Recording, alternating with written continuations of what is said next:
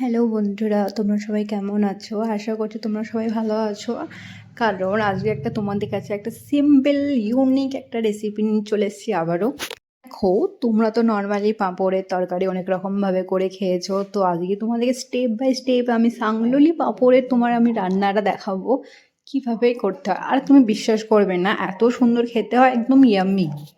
তো চলো আর বেশি না দেরি করে রেসিপিটা স্টার্ট করি। দেখো, সাংললিগুলো কাঁচা ছিল, ওটাকে ভালো করে একটা তেলের মধ্যে ছেঁকে বার করে নেওয়া হয়েছে। এরকম করে আমি অনেকটা এক বাটির মতো, বাটি না সরি, গামলাতে আমি ভেজে রেখে দিলাম। তারপর দিয়ে দিলাম তেলের ওপর একটা শুকনো লঙ্কা, অল্প করে জিরে। তো ভালো করে আমি একটু নাড়াচাড়া করে নিলাম।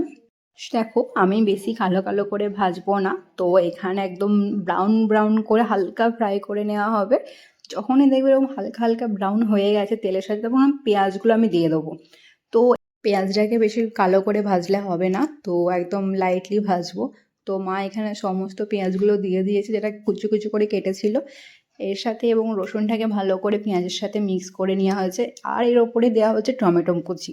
তো টমেটো ছোটো ছোটো করে স্লাইস করে আমি কেটে কুচু কুচু করে রেখে দিয়েছিলাম, তো ওটা দিয়ে দেওয়া হলো। তো এরপর দেখে নাও, হালকা পরিমাণ মতো লবণ দিয়ে দিয়েছে। লবণ দিয়ে দেওয়ার পর দেখো, ভালো করে মশলাটা কষে নিতে হবে। তো এরপর না ভালো করে তুমি এখানে দেখতে পাচ্ছ যে ভালো করে নাড়াচাড়া করে নিতে হবে। তো দেখে নাও কী কী ইনগ্রিডিয়েন্টস আমি দিচ্ছি, দেখে নাও। সময় তো মাছ মাংস ট্রাই করেছো, তো একটু ভালো করে বাড়িতে যদি তুমি এটা সাংলুলি তরকারিটা করে দেখো, তো আশা করছি তোমাকে নেক্সট টাইম আবার বানাতে হবে। তো লাস্টে যখন দেখলাম ফ্রাই হয়ে গেছে, ওর মধ্যে আমি দিয়ে দিচ্ছি আদা বাটা, 1 চামচ হলুদ গুঁড়ো, 1 চামচ লঙ্কা গুঁড়ো। তো ঝালের পরিমাণটা একদম মিডিয়াম রেখো, অতিরিক্ত ঝাল খেও না। তো একদম মিডিয়ামের মধ্যে রেখে হালকা জল দিয়ে মশলাটা কষে নেওয়া হলো।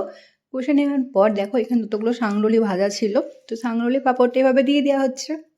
তো দেখো, এখানে সব সাংললিগুলো দিয়ে দেওয়ার পর একটা খুন্তি নিয়ে ভালো করে এভাবে একটু নাড়াচাড়া করে মশলাটা যাতে একটু সাংললির মধ্যে ঢুকে যায়, তো সেই জন্য এরকম হালকা হালকা করে এভাবে নাড়াচাড়া করতে হচ্ছে। তো এটাকে বেশি করে নাড়াচাড়া করার প্রয়োজন নেই, কারণ এটা আস্তে আস্তে করে নরম হয়ে যাবে। তো এটাকে 2-4 মিনিট ছেড়ে দেবে, তো এখানে দেখবে হালকা করে নরম হয়ে যাবে। তো তখন তুমি একটু এই পাশ ওপাশ করে নাড়াচাড়া করে নেবে মশলাটাকে। তো দেখো, ফাইনালি হয়ে গেছে মেল্ট, কারণ আমি অতিরিক্ত মেল্ট করব না। তো অতিরিক্ত মেল্ট করলে কী হয়, তুমি জিনিসটা বুঝতে পারবে না যে কী খাচ্ছ। তো এখানে দেখো হয়ে গেছে মোটামুটি। সো ফাইনালি আমার তৈরি হয়ে গেছে সাংললি পাঁপড়ের ঝাল। তো তোমরা বাইরে তৈরি করে নাও, আর ভালো লাগলে লাইক করো, কমেন্ট করো, শেয়ার করে দাও, আর চ্যানেলটাকে সাবস্ক্রাইব করে পাশে থাকা বেল আইকনটা ক্লিক করে দাও। থ্যাংক